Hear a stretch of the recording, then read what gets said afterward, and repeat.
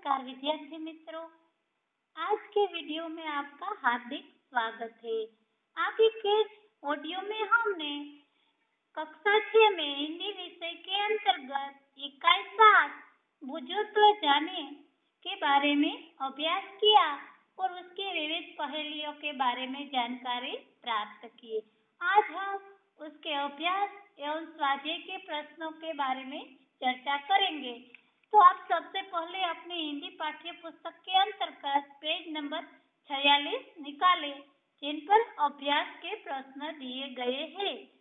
आप देखेंगे कि अभ्यास के अंतर्गत पहला प्रश्न है, वाक्यों में कुछ फल और सब्जियों के नाम हैं, उन्हें ढूंढकर उदाहरण के अनुसार लिखिए। तो इस प्रश्न में जो वाक्य दिए गए हैं उसमें कुछ फल और सब्जियों के नाम छिपे हुए हैं, उसे हमें ढूंढकर इस चौरस के अंतर्गत लिखना है। तो आपको यह एग्जाम्पल भी दिया गया है कि क का वाक्य है, उधर आ मत जा। तो इसमें देखेंगे तो उधर आ मत जा, तो इसमें आम शब्द है, वह एक फल का शब्द है। आम यानी कि केरी, मैंगो, तो यहाँ पर आम लिखा गया है। तो उसी तरह हमें दूसरे वाक्य में भी इस तरह फल और सब्जियों के नाम ढूंढने हैं और इस चौरस के अंतर्गत लिखने हैं। तो वह वाक्य है कि अंदर आलू लग जाएगी, अंदर आलू लग जाएगी। तो इसमें आप देखेंगे कि आलू शब्द है, वह क्या है, वह सब्जी का नाम है। आलू यानी कि पोटैटो, बटाटा। तो यहाँ पर हमें क्या लिखना है, आलू, इस तरह आलू लिखना है। आलू सब्जी का नाम है। अब तीसरा वाक्य है क, जयपाल कल आया था। जयपाल नाम का लड़का है, वह कल आया था। तो आप देखेंगे कि जयपाल कल आया था, तो इसमें पालक है, वह एक भाजी का नाम है। आपने पालक की भाजी कई बार खाई होगी, पालक पनीर भी खाया होगा। तो पालक ही वह एक सब्जी, वह भाजी है, वह सब्जी के अंतर्गत आते हैं। तो यहाँ पर हमें क्या लिखना है, पालक लिखना है। तो उसके बाद है ड वाक्य। तो ड वाक्य के अंतर्गत है, संतराम आ गया। संतराम नाम का व्यक्ति है, वह आ गया। तो इसमें आप देखेंगे संतरा है, आपने कई बार खाया होगा, वह एक फल का नाम है, संतरा। तो हमें यहाँ पर क्या लिखना है, संतरा, इस तरह लिखना है।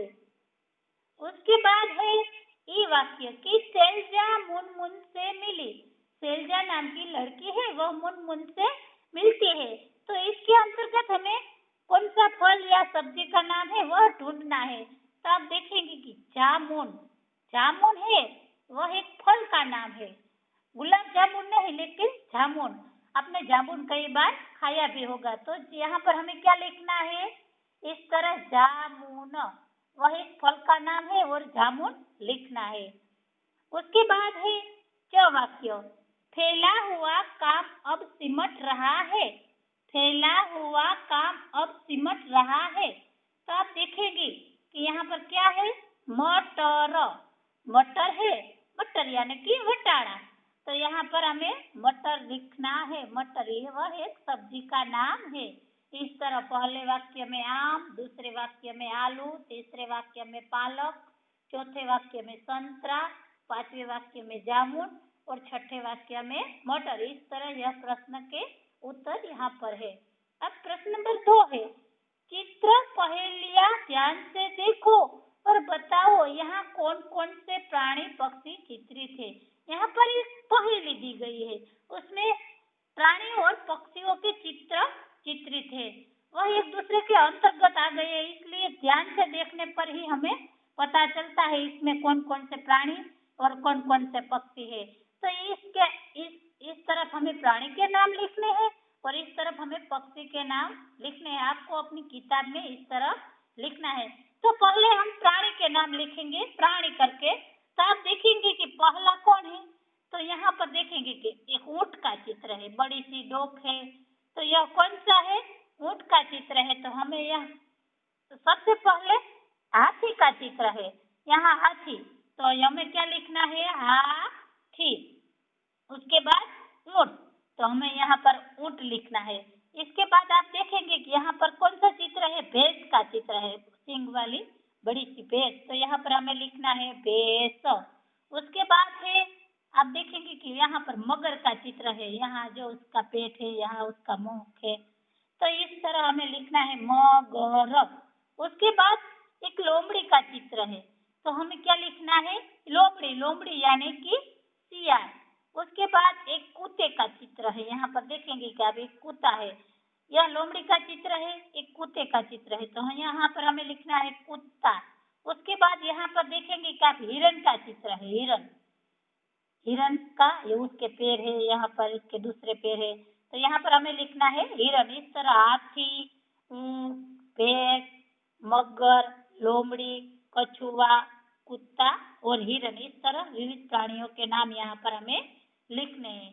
उसके बाद हमें पक्षी, इस चित्र के अंतर्गत जो जो पक्षी आए उसके नाम हमें लिखने हैं, तो इसके यहाँ पर हमें पक्षी करके लिखना है। तो आप देखेंगे कि यहाँ पर मोर का चित्र है, मोर का चित्र है, यह उसकी आंखें है, यहाँ उसके कलगे है, यहाँ उसकी चोंच है, तो इस तरह हमें यहाँ पर क्या लिखना है? मोर लिखना है। उसके बाद यहाँ तोते की पूंछ दिखाई दे रही है, तो हमें क्या लिखना है? तोता लिखना है, तोता। यहाँ पर उसका चित्र है, वह ठीक से नहीं दिखाई दे रहा है, लेकिन वहाँ तोता है। उसके बाद सारस का पक्षी है, सारस, बड़ी सी पैर वाला सारस। उसके बाद चिड़िया है, चिड़िया का चित्र है, चिड़िया का। उसके बाद है बतख का चित्र है, बतख, यहाँ पर एक बतख दी गई है, यहाँ पर मोर है, यहाँ पर तोता है, यहाँ पर चिड़िया है, यहाँ पर बतख है, तो इस तरह हमें इस तरह मोर, तोता, सारस, चिड़िया और बतख, इस तरह पक्षी के नाम लिखने हैं। अब आगे का प्रश्न है कि प्रश्न नंबर 3, इन शब्दों को वाक्य में प्रयोग कीजिए, इन शब्दों को वाक्य में प्रयोग कीजिए। तो यहाँ पर एक उदाहरण दिया गया है कि पर्वत, पर्वत वह शब्द है, उस पर से वाक्य लिखा है कि हिमालय ऊंचा पर्वत है। उस तरह हमें विविध शब्द दिए गए हैं, पेड़, नदी, आम, हाथ, मकान, खिलौना, तो उसका हमें वाक्य में प्रयोग करना है। तो सबसे पहला पेड़, पेड़, तो पेड़ हमें फल देते हैं। उसके बाद का वाक्य है नदी, तो नदी, गंगा पवित्र नदी है, गंगा पवित्र नदी है। उसके बाद आम है, तो आम फलों का राजा है, आम फलों का राजा है। उसके बाद हाथ है, तो खाने से पहले हाथ धोने चाहिए, खाने से पहले हाथ धोने चाहिए। मकान है, मकान, तो यह नया मकान किसका है? प्रश्न चिन्ह है, यह प्रश्न किया गया है कि यह नया मकान किसका है, तो पीछे प्रश्न चिन्ह आएगा। अब छठा शब्द है खिलौना, तो माँ बच्चे के लिए खिलौना लाई, माँ बच्चे के लिए खिलौना लाई। इस तरह हमें जो 6 शब्द दिए गए हैं उसका वाक्य में प्रयोग करना है। तो अब आगे का प्रश्न है कि प्रश्न नंबर 4, 8 अंतर बतलाओ, जल्दी दिखाओ अपनी अक्लमंदी। इसमें 2 चित्र दिए गए हैं, उसमें 8 अंतर है, उसको हमें दिखाना है, उसके इसे राउंड करके हमें दिखाना है और अपनी अक्लमंदी यानी कि बुद्धि प्रस्तुत करनी है। तो आप पहला चित्र और दूसरा चित्र देखेंगे कि जो पहले चित्र में यहाँ 2 पक्षी है लेकिन यहाँ पर नहीं है, तो यहाँ पर भी राउंड करना है। इस तरह हमें पता चलता है कौन सा अंतर है, यहाँ पक्षी के इर्द गिर्द भी राउंड करना है। एक भेद पता चल गया। अब दूसरा भेद देखें तो क्या है, यहाँ पर यहाँ मकान के अंदर एक खिड़की है लेकिन यहाँ पर 2 खिड़कियां है, तो इसके इर्द गिर्द राउंड करना है। इसके बाद आप देखेंगे कि यहाँ पर है पेड़ का ऐसा छत्ता है, पेड़ का ऐसा पत्ते हैं लेकिन यहाँ पर नहीं है, पेड़ के ऐसे पत्ते यहाँ पर नहीं है। उसके बाद आप देखेंगे कि यहाँ पर राउंड है, लेकिन यहाँ पर क्या है 5 राउंड है। तो इस तरह हमें वहां पर अलग अलग पेड़ दिखाने हैं। उसके बाद आप देखेंगे कि यहाँ पर वृक्ष पेड़ के इर्द गिर्द ऐसा चौरस यहाँ पर है, एक चौरस है, लेकिन यहाँ पर क्या है 2 चौरस है। क्या 2 चौरस आप देखेंगे कि उसके बाद आप देखेंगे कि यहाँ पर है, यहाँ पर ऐसी घास उगी हुई है, पेड़ है, वहां पर देखेंगे कि यहाँ पत्थर है, 3 पत्थर है, लेकिन यहाँ पर एक भी पत्थर नहीं है। और यहाँ पर आप देखेंगे कि पेड़ के अंदर जो यहाँ पर है वैसा और यहाँ पर है वो उसमें अंतर है। इस तरह अलग अलग अंतर है। इस और देखेंगे कि इस आदमी की टाई में ऐसे रेखा है, लेकिन इस आदमी की टाई में रेखा नहीं है। इस तरह अलग अलग अंतर है। उसके बाद आप देखेंगे कि यहाँ जो वनस्पति है, यहाँ पर जो वनस्पति है उसमें भी अंतर है। यहाँ बड़ी वनस्पति है, लेकिन यहाँ पर छोटी है। इस तरह अलग अलग अंतर है। तो आप देखेंगे कि 1 अंतर, 2 अंतर, 3 अंतर, 4 अंतर, 5 अंतर, 6 अंतर, 7 अंतर, 8 अंतर और 9 अलग अलग अंतर है। इस तरह दोनों चित्र में अलग अलग अंतर है जो हमें राउंड करके दिखाने हैं। इस तरह चित्र में हमें आपको अपनी किताब में इस तरह राउंड करके दिखाने हैं, गोलाकार करके दिखाना है। अब प्रश्न नंबर 5 है, पढ़कर कोष्टक में उचित शब्द लिखिए। पढ़कर कोष्टक में उचित शब्द लिखिए। यहाँ पर आपको पढ़ना है और उसका जो उचित शब्द लगे वो आपको लिखना है। तो पहला वाक्य है किसी को जाने के लिए कहना, किसी को जाने के लिए कहना, तो उसका एक ही शब्द में उत्तर लिखना है। तो उसका उत्तर आएगा जा।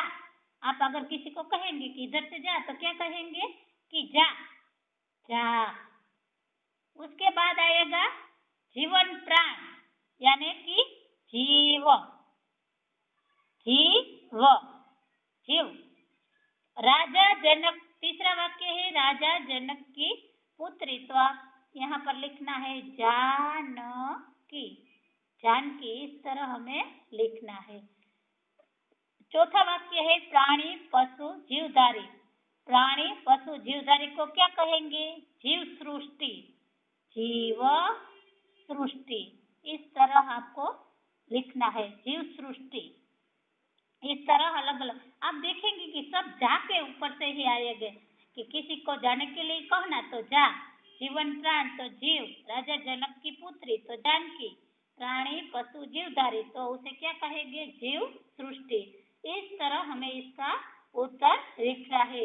अब प्रश्न नंबर 6 है कि नीचे दी गई पहेली में सार्थक शब्द ढूंढकर लिखिए।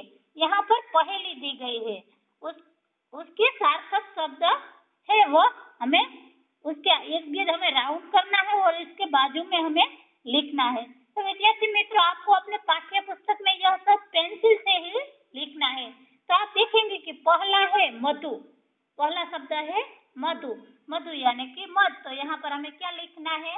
मधु। उसके बाद देखेंगे कि यहाँ पर क्या है?